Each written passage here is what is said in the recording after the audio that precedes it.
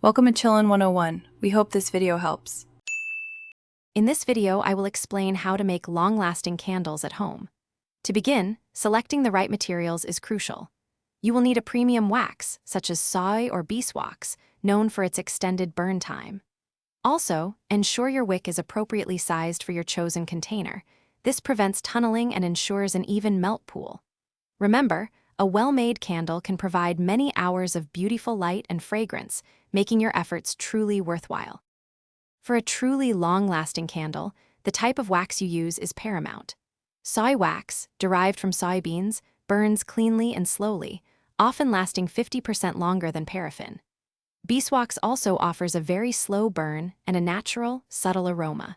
When melting, use a double boiler to maintain a gentle heat. Incorporate your desired fragrance oils when the wax reaches approximately 180 degrees Fahrenheit for optimal scent throw. Proper wick placement is vital for an even burn and maximum candle life. Always center your wick perfectly in the container using a wick clip or clothespin to hold it upright.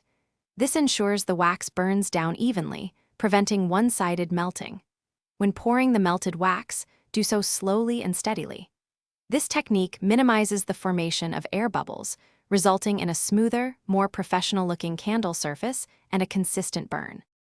After pouring, allow your candles to cure for at least 24 to 48 hours, or even up to 2 weeks for best results.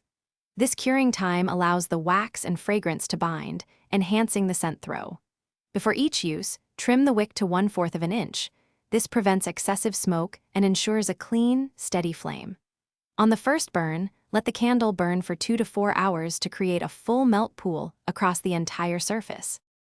Thanks for watching. Consider subscribing if we helped you.